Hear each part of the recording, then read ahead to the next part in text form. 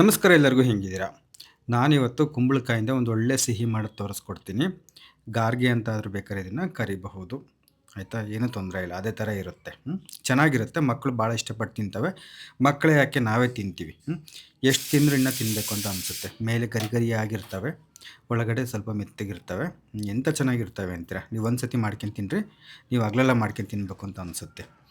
ನಾನಿಲ್ಲಿ ಒಂದು ಸಣ್ಣದು ನಿಂಬೆಕಾಯಿನಂಥದ್ದೊಂದು ಪರಂಗಿ ಕುಂಬಳಕಾಯಿ ಕುಂಬಳಕಾಯಿ ಸಿಕ್ಕಿತ್ತು. ಇದನ್ನು ನಮ್ಮ ಕಡೆ ಹೊಳಲ್ಕೆರೆ ತಾಲೂಕಲ್ಲಿ ಪರಂಗಿಕಾಯಿ ಅಂತ ಕರಿತೀವಿ. ಹಂಗಾಗಿ ನನಗೆ ಅದು ನೋಡ್ರಿ ಮಾತಿನ ಬರದಲ್ಲಿ ಅದೇ ಬಂತು.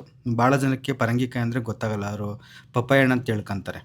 ನಮ್ಮ ಕಡೆ ಈ ಪರಂಗಿಕಾಯಿ ಅಥವಾ ಪರಂಗಿ ಹಣ್ಣು ಅಂತ ಏನು ಹೇಳ್ತೀವಿ, ಇದಕ್ಕೆ ಕರಿತೀವಿ. ಕುಂಬಳಕಾಯಿ ಹಂಗಂತ ಕರಿತೀವಿ. ಒಂದೊಂದು ಕಡೆ ಒಂದೊಂದು ಥರ ಕರೀತಾರೆ. ಏನು ತೊಂದರೆ ಇಲ್ಲ. ಹಂಗಾಗಿ ನಿಮ್ಗೆ ಎಲ್ರಿಗೂ ಅರ್ಥ ಆಗಲಿ ಅಂತ ನಾನಿಲ್ಲಿ ಕುಂಬಳಕಾಯಿ ಅಂತಲೇ ಹೇಳ್ತೀನಿ. ನಾನು ಇದರಲ್ಲಿ ಒಂದು ಅರ್ಧದಷ್ಟು ಕುಂಬಳಕಾಯಿ ತಗೊಂಡಿದ್ದೀನಿ.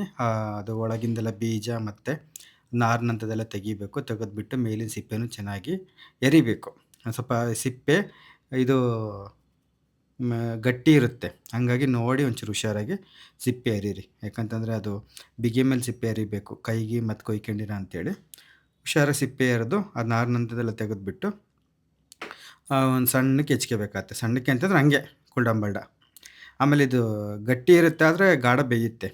ಗಟ್ಟಿಗೆ ಐತೆ ಇದೇನು ಭಾಳ ಹೊತ್ತು ಹಿಡಿಯುತ್ತೆ ಬೇಯೋಕ್ಕೆ ಅನ್ನಂಗೇನಿಲ್ಲ. ಇದನ್ನ ಬೇಯಿಸ್ಬೇಕು. ಏನೊಂದು 8 ನಿಮಿಷಕ್ಕೆಲ್ಲ ಚೆನ್ನಾಗಿ ಬೆಂದೋಗ್ಬಿಡುತ್ತೆ. ನೋಡಿರಿ ಈ ಥರ ಚೆನ್ನಾಗಿ ಸಿಪ್ಪೆ ಎಲ್ಲ ಎರೆದ್ಬಿಟ್ಟು ಹಿಂಗೆ ಮಾಡಿಕೊಂಡು ಹಿಂಗೆ ತೋರಿಸಿದ್ದೀನಲ್ಲ, ಈ ಒಂದು ಸೈಜಿಗೆ ಹೆಚ್ಚಿಟ್ಕೊಳ್ರಿ. ಆಮೇಲೆ ಇದನ್ನು ಚೆನ್ನಾಗಿ ತೊಳೆದ್ಬಿಟ್ಟು ಬೇಯಕ್ಕೆ ಹಾಕಬೇಕು. ಒಂದು ಸತಿ ಚೆನ್ನಾಗಿ ತೊಳೀರಿ. ಹಿಂಗೆ ತೊಳೆದ್ಬಿಟ್ಟು ಒಲೆ ಮೇಲೊಂದು ಪಾತ್ರೆ ಇಟ್ಟು ಮುಳುಗೋ ಅಷ್ಟು ನೀರು ಹಾಕಿ ಚೆನ್ನಾಗಿ ಮೆತ್ತಗೆ ಬೇಯಿಸಬೇಕು. ಇವಾಗ ಸಣ್ಣೂರಿಗೆ ಇನ್ನೊಂದು ಚೂರು ಜೋರೂರಿ ಇಟ್ಟು ಚೆನ್ನಾಗಿ ಮೆತ್ತಗೆ ಬೇಯಿಸಬೇಕು. ಒಟ್ಟಿನಾಗೆ ಏನಪ್ಪ ಅಂದರೆ ನೀವು ಎಷ್ಟು ಥರ ಬೇಯಿಸ್ರಿ ಚೆನ್ನಾಗಿ ಮೆತ್ತಗೆ ಬೇಯಿಸ್ಬೇಕು ಅಷ್ಟೇ, ಇನ್ನೇನೂ ಇಲ್ಲ. ಯಾಕಂದರೆ ಇದನ್ನ ರುಬ್ಕೊಂತೀವಲ್ಲ ಒಂಚೂರು ಮೆತ್ತಗಿದ್ರೆ ಚೆಂದ ಅಂತೇಳಿ.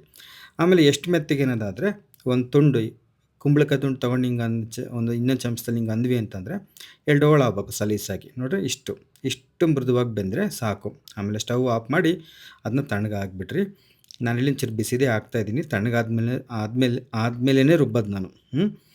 ಇವಾಗ ಅದನ್ನು ಇದಕ್ಕೆ ಮಿಕ್ಸಿ ಜಾರಿಗೆ ಹಾಕೇಳ್ರಿ ಕುಂಬಳಕಾಯಿನ. ಇದ್ರ ಜೊತೆಗೆ ಸಿಹಿಗೆ ಎಷ್ಟು ಬೇಕೋ ಅಷ್ಟು ಬೆಲ್ಲ ಹಾಕೇಳ್ರಿ. ನಾನಿಲ್ಲಿ ಬೆಲ್ಲದ ಪುಡಿನ ಬಳಸ್ತಾ ಇದ್ದೀನಿ. ಬೇಕಾದ್ರೆ ಅಚ್ಚು ಬೆಲ್ಲ ಇದ್ದರೆ ಅದನ್ನೇ ಕುಟ್ಟಿ ಪುಡಿ ಮಾಡಿ ಹಾಕೋಬೋದು. ಹೆಂಗೂ ರುಬ್ತೀವಲ್ಲ, ಒಂಚೂರು ರುಚಿ ನೋಡಿ ಕಡಿಮೆ ಜಾಸ್ತಿ ನೋಡ್ಕೊಂಡು ಹಾಕೇಳ್ರಿ ಅಷ್ಟೇ, ಏನೂ ಇಲ್ಲ. ಆಮೇಲೆ ಹಸಿ ತೆಂಗಿನಕಾಯಿ ತುರಿ ಸ್ವಲ್ಪ ಹಾಕ್ತಾಯಿದ್ದೀನಿ. ನೀವು ಬೇಕು ಅಂದರೆ ಒಣ ಕೊಬ್ಬರಿನೂ ಕೂಡ ಹಾಕ್ಕೋಬೋದು, ಏನೂ ತೊಂದರೆ ಇಲ್ಲ. ಆಮೇಲೆ ಇದ್ರ ಜೊತೆಗೆ ಒಂದು 2 ಏಲಕ್ಕಿ ಒಗಿರಿ. ಹಂಗೆ ಸಿಪ್ಪೆ ಸಮೇತ ಹಾಕ್ತಾಯಿದ್ದೀನಿ. ಇದನ್ನು ಚೆನ್ನಾಗಿ ರುಬ್ಕೊಳ್ರಿ. ನುಣ್ಣು ರುಬ್ಬಿದ್ರಿ ಏನು ತೊಂದರೆ ಇಲ್ಲ. ಒಂಚೂರು ತರಿಯಾಗಿ ರುಬ್ಬಿದ್ರಿ ಏನೂ ತೊಂದರೆ ಇಲ್ಲ. ಆಮೇಲಿಂದ ಇದಕ್ಕೆ ಏನೇನು ಹಾಕಬೇಕು ಅಂತೇಳಿ ನಾನು ನಿಮಗೆ ತೋರಿಸ್ತೀನಂತೆ. ಇವಾಗ ಇದನ್ನು ಒಂದು ಗಿಳ್ಳಿಗೋ ಇನ್ನೊಂದು ನಿಮ್ಗೆ ಯಾವುದು ಅನುಕೂಲ ಆಗಿರೋ ಒಂದು ಪಾತ್ರೆಗೆ ಸುರಿಯಿರಿ.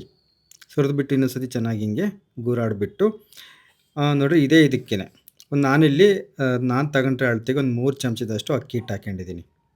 ಒಂದು 3 ಚಮಚ ಅಕ್ಕಿ ಹಿಟ್ಟು ಹಾಕೊಂಡ್ಮೇಲೆ ಇದನ್ನು ಅಷ್ಟೇ ಚೆನ್ನಾಗಿ ಹಿಂಗೆ ಗೂರಾಡಿ ಅದಕ್ಕೆ ಅಕ್ಕಿ ಹಿಟ್ಟು ಮತ್ತು ಅದು ಕುಂಬಳಕಾಯಿ ಎಲ್ಲ ಚೆನ್ನಾಗಿ ಬೆರೆಯೋ ಥರ ಕಲಿಸ್ಬೇಕಾಗತ್ತೆ. ಆಮೇಲೆ ಒಂಚೂರು ಅಡುಗೆ ಸೋಡಾ ಹಾಕ್ಕೊತಾ ಇದ್ದೀನಿ.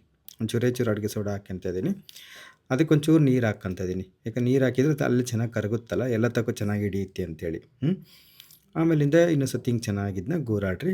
ಇದ್ರ ಜೊತೆಗೆ ನಾನು ಏನು ಮಾಡ್ತೀನಪ್ಪ ಅಂತಂದರೆ ಇಲ್ಲಿ ಒಂದು 3 ಚಮಚದಷ್ಟು ಚಿರೋಟಿ ರವೆ ತಗೋತೀನಿ. ನಿಮ್ಗೇನಾದ್ರೂ ಒಂಚೂರು ಗಟ್ಟಿಗೆ ಅನ್ನಿಸ್ತು ಅಂತಂದರೆ ಅದೇ ಕುಂಬಳಕಾಯಿ ಬೇಯಿಸಿರೋ ನೀರಿರುತ್ತಲ್ಲ ಅದನ್ನೇ ಹಾಕಬಹುದು. ಆಮೇಲೆ ಒಂದು 3 ಚಮಚದಷ್ಟು ಚಿರೋಟಿ ರವೆ ಹಾಕ್ತಾಯಿದ್ದೀನಿ. ನೀವೇನಾದರೂ ಹೊಸಬ್ರಾಗಿದ್ರಿ ಅಂತಂದರೆ ಒಂದು 4 ಚಮಚ ತಗೋಬೋದು. ಯಾಕಂತಂದರೆ ನಿಮಗೆ ಸ್ವಲ್ಪ ಎಣ್ಣೆಗೆ ಹಾಕ್ಬೇಕಾದ್ರೆ ಒಂಚೂರು ಕಷ್ಟ ಆಗುತ್ತೆ. ಹಂಗಾಗಿ ಒಂಚೂರು ಗಟ್ಟಿ ಮಾಡ್ಕೊಳ್ರಿ ಹೊಸಬ್ರಾಗಿದ್ದರೆ. ಇಲ್ಲಾಂದರೆ ಏನು ತೊಂದರೆ ಇಲ್ಲ. ನಿಮ್ಮ ಕೈ ಪಳಗಿದ್ವು ಅಂತಂದ್ರೆ ಒಂಚೂರು ತೆಳ್ಳಗಿದ್ರೂ ಆರಾಮಾಗಿ ಎಣ್ಣೆಗೆ ಎಳೆ ಬಿಡ್ಬೋದು. ಚೆನ್ನಾಗಿ ಕಲಸಿದಾದ್ಮೇಲೆ ಎಣ್ಣೆ ಚೆನ್ನಾಗಿ ಕಾದಿರಬೇಕು. ಎಣ್ಣೆ ಕಾದಿದ್ದಾದಮೇಲೆ ನಿಮಗೆ ಆದಷ್ಟು ಸಣ್ಣವೇ ಬಿಡ್ರಿ ಒಂಚೂರು ಹಿಂಗೆ. ನೋಡಿರಿ ಇದನ್ನ ಎಣ್ಣೆಗೆ ಹಾಕ್ತಿದ್ದಂಗೆ ಯಾವುದೇ ಕಾರಣಕ್ಕೂ ಜಾಲದಲ್ಲಿ ಬಗೆ ಮಾಡಬಾರ್ದು. ಹಂಗೇನಾರು ಮಾಡಿದ್ರಿ ಅಂತಂದರೆ ಒಂಚೂರು ತೆಳ್ಳಗಿದ್ರೆ ಏನಾಗುತ್ತಪ್ಪ ಕದ್ರಿಕೊಂಡು ಹೋಗ್ಬಿಡ್ತವೆ. ಒಂಚೂರು ಗಟ್ಟಿಗಿತ್ತು ಅಂದರೆ ಕದ್ರಿಕೊಂಡು ಹೋಗಲ್ಲ. ಒಂದು 30 ಸೆಕೆಂಡ್ ಆದಮೇಲೆ ಹಿಂಗೆ ಜಾಲದಲ್ಲಿ ಬಗೆ ಮಾಡಿ ಎಲ್ಲ ಕಡೆಯೂ ಚೆನ್ನಾಗಿ ಅದು ಬೇಯೋ ಥರ ಎಣ್ಣೆಲಿ ಬೇಯೋ ಥರ ನೀವು ತಿರುಗಿಸಿ ಅವನ್ನೆಲ್ಲ ಕರಿಬೇಕಾಗತ್ತೆ. ಎಣ್ಣೆ ಸ್ವಲ್ಪ ಚೆನ್ನಾಗಿ ಕಾದಿರಬೇಕು. ಎಣ್ಣೆ ಕಾದಿಲ್ಲ ಅಂತಂದರೆ ಕರಿಕೊಂಡು ಹೋಗ್ತವೆ. ಹಂಗಾಗಿ ಅದೊಂದು ತಲೆಯಲ್ಲಿರಲಿ. ಚೆನ್ನಾಗಿ ಹಿಂಗೆ ಕೆಂಪತ್ತವ್ರಿಗೂ ಚೆನ್ನಾಗಿ ಕರೀರಿ, ಆಯಿತಾ? ತೀರಾ ಒಂಚೂರು ಬೆಳ್ಳಗೆ ಮಾಡಬಾರ್ದು. ಒಂಚೂರು ಬಣ್ಣ ಜಾಸ್ತಿ ಕರೆದ್ರೂ ಪರವಾಗಿಲ್ಲ. ಒಂಚೂರು ಕಡಿಮೆ ಮಾತ್ರ ಕರಿಬಾರ್ದು. ಯಾಕಂದರೆ ಸ್ವಲ್ಪ ಅವು ಮೇಲೆ ಗರಿ ಗರಿಯಾಗಿ ಒಳಗೆ ಸ್ವಲ್ಪ ಮೆತ್ತಗೆ ಬರಬೇಕನ್ನೋದಾದರೆ ಚೆನ್ನಾಗಿ ಕರಿಬೇಕಾಗುತ್ತೆ. ಹ್ಮ್. ಇದೊಂದೇ ಇನ್ನೇನಿಲ್ಲ. ಅದೇ ಹೇಳಿದ್ನಲ್ಲ ನೋಡ್ರಿ ಎಷ್ಟು ಚೆನ್ನಾಗಿ ಬಂದಿದ್ದಾವೆ ಅಂತೇಳಿ. ಏನಪ್ಪ ಅಂತಂದರೆ ನಿಮ್ಗೊಂಚೂರು ಸರಿಯಾಗಿ ಎಣ್ಣೆಯಲ್ಲಿ ಹಾಕಕ್ಕೆ ಬರ್ತಿಲ್ಲ ಅನ್ನೋದಾದರೆ ಇನ್ನೊಂದೆರಡು ಚಮಚ ಚಿರೋಟಿ ರವೆ ಅಥವಾ ಬಾಂಬೆ ರವೆ ಹಾಕೊಳ್ರಿ. ರವೆ ಹಾಕಿದ್ಮೇಲೆ ಒಂದು 10 ನಿಮಿಷ ಬಿಡಬೇಕು ಅದೊಂಚೂರು ನೆನ್ಕೊಳ್ಳೋವರ್ಗುನು. ಆಮೇಲೆ ಎಣ್ಣೆಯಲ್ಲಿ ಹಾಕಬೇಕಾಗುತ್ತೆ. ನಿಮಗೆ ಅದು ಇಷ್ಟ ಆಗಿತ್ತು ಅಂತಂದರೆ ಇದನ್ನು ಟ್ರೈ ಮಾಡಿಬಿಟ್ಟು ಹೇಗೆ ಬಂತು ಅಂತ ಹೇಳಿ ನಾನು ಮುಂದಿನ ವಿಡಿಯೋದಲ್ಲಿ ಸಿಗ್ತೀನಿ. ಟಾಟಾ, ಬಾಯ್ ಬಾಯ್.